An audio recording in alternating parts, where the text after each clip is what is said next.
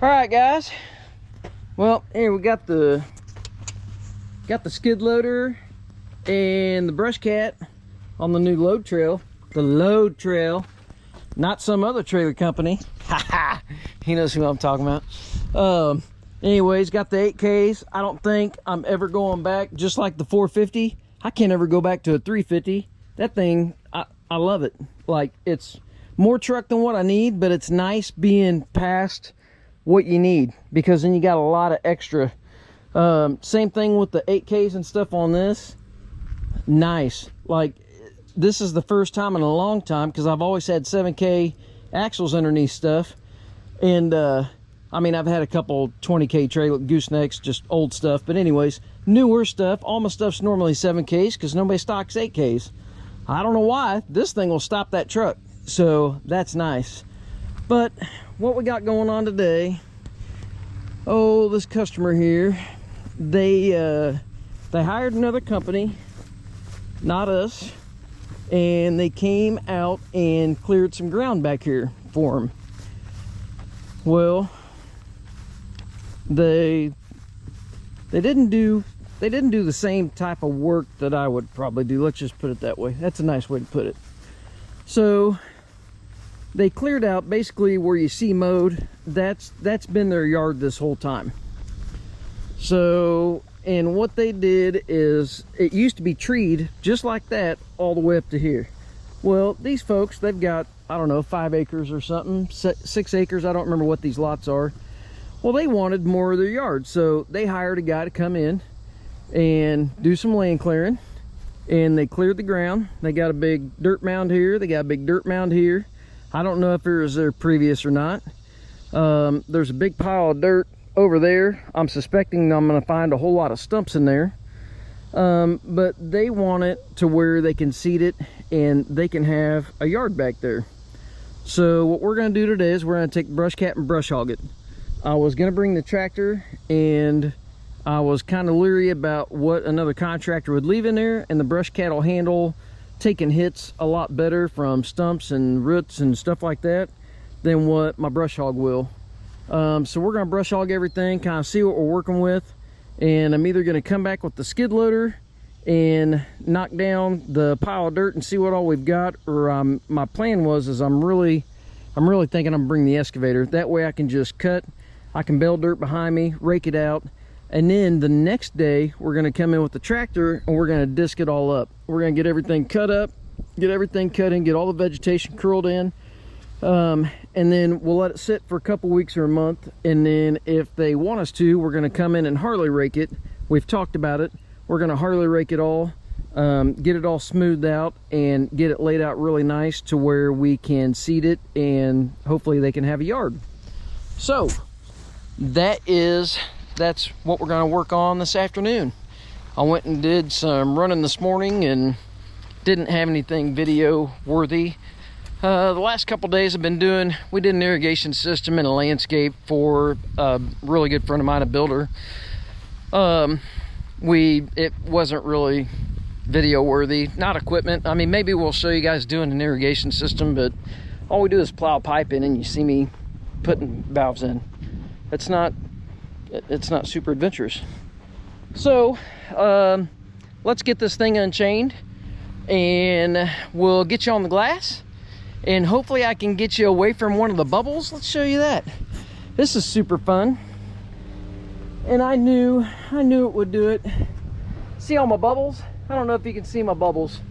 Let me get on my stand, or my max step here on my load trail trailer. Amazing. Okay, see all these bubbles? Well, if you don't know, polycarbonate, Lexan, whatever you want to call it, plastic, when it heats up, it'll actually degas, and sometimes it'll actually push a little moisture out depending on the polycarbonate, but a lot of times it'll off gas. Yeah, it's off gassing. It's making my tint bubble. That's fun. I don't know what I'm gonna do about it. I may end up just waiting and letting it do it. Maybe next year I'm gonna go ahead and maybe peel it off and retint it. Maybe it'll off gas enough of it out It's kind of cure out the plastic, but I think it does it the life of the plastic or close to it. So if anybody does tint and you run into this before and you have a solution, shoot me an email, shoot me a comment, let me know. I'd like to know what the fix is. Everybody always asks me, apparently nobody watches any of my videos, they always ask me, what tint is this? Well, this is new. This is 35% on the front, which it was 20. It was a little dark at night. And then I didn't tint my side windows. I don't know, can you see in there? It's clear. Can you see in there? It's tinted. This is 20% on the top windows, and it's 20% on the back window.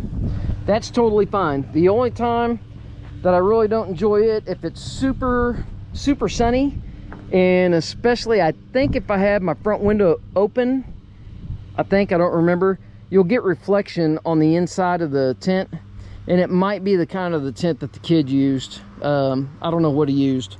It may be the tint, but you will get some reflection, so you'll be looking to the side of you and you can't see out the window. You'll be looking at yourself or something. So that kind of sucks sometimes. Most time it's not an issue, and I think that's normally with the front door open. Anyways, enough talking. I know somebody's gonna ask me about tint, because it happens every time I show the skid loader. Hey, what tint is that? 35 on the front, 25 around the side, and I did not do the lowers. If I did it again, I'd probably do the lowers. I thought I might need it, and I really don't. And it does really good heat rejection. I mean, I don't have a whole lot of problems with it being hot. 72-inch standard flow brush cat, same mower as always. If you haven't seen it, check out the video. Look for a video coming up. I'm starting to try to get some footage of different brush hogs that I run across. We're gonna do my opinion. It's all gonna be my opinion, but what brush hog would I use in what situation? I get people, that's like the #1 question when I do a brush hog video. Hey, I'm brush hogging this type of thing. What type of brush hog would you use? Would you use a brush cat with dual spindle and a closed face? Would you use single spindle, closed face, single spindle open face? Would you use a flail mower? Anyways, we're gonna try to get a video like that done up. So let's stop talking. I'm gonna get you on the glass. We're gonna get this thing off. We're gonna go back. We're gonna brush hog. Let's do it.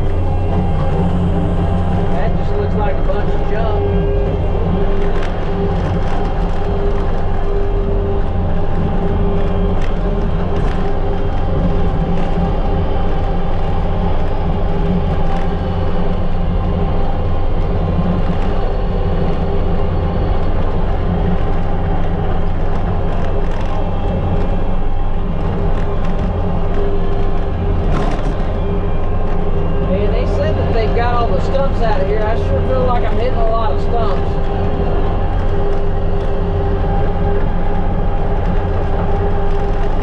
I mean, it feels like maybe they mulched. So they've got the stubs. They've got the stubs sticking up. I don't know why that T-post's sitting way over here, but I'll wait y'all find out. See it?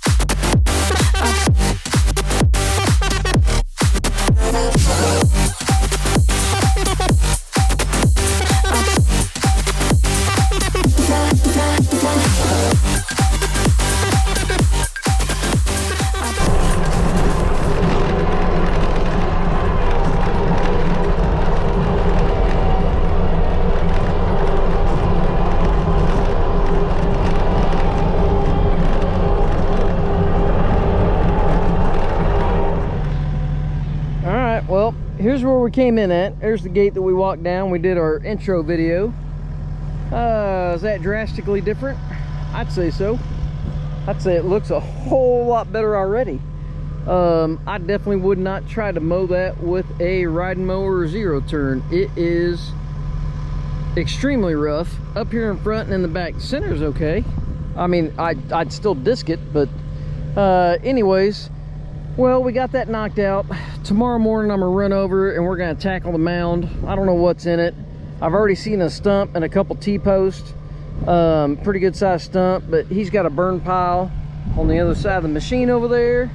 We're gonna just track across there and bring the stumps and stuff over to his burn pile, and then we're just gonna take that dirt and we're gonna knock it down. I'm gonna bail it off that way, probably kind of over that hill, and then just kind of blade it off.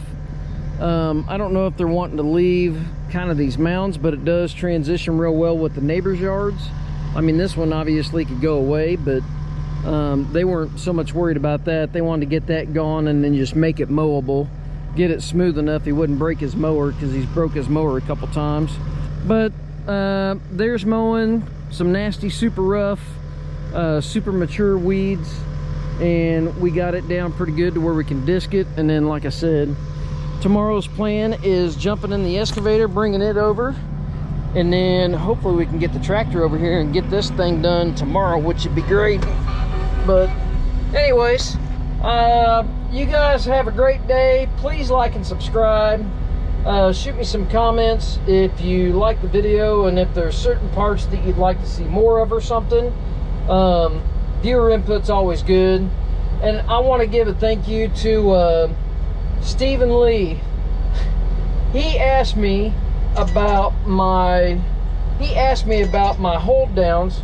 My gosh, I'm popular right now. He asked me about my hold downs on my tractor, and he asked me what I was doing to them, and I said, you know what, you give me your address, I'll send them to you. Well, Stephen Lee, thank you. I appreciate it. You didn't have to send, he sent me 20 bucks, just being honest. He sent me 20 bucks. He was like, hey, I know the D-rings cost you some money and shipping them, because I didn't ask him for shipping or nothing. It was $9 for in a one ship box. And I didn't expect anything from it. I was just sending you the tie down, Stephen. I definitely appreciate it. He sent me 20 bucks to basically cover shipping and D-rings, and that probably covers it. And then for my trouble, he sent me a really nice flashlight, Quantum, I think it was. It's got two different brightnesses to it, a magnet on the bottom, stuff like that. Well, Stephen, thank you. It's a nice fairly heavy flashlight. I'm pretty picky about lights, and this is probably something I'd buy for myself. It's actually in the console of my pickup. I'm gonna carry it with me in my pickup and use it in there. I like the fact that it's got, you know, that magnet on the bottom and stuff. If I'm loading up or working on something at night, it's gonna come in handy. So Steven, thank you very much. I haven't looked into it yet. I know on his email it says CNS Farms. I don't know, maybe he's got a YouTube channel, so you might go check him out if he does. I'm gonna look into it and I'll let you guys know. I'll keep you updated. But Steven, thank you very much. That was not necessary. I sent those to you just as a gift. But I definitely appreciate it, sir. Thank you. Have a good one, guys.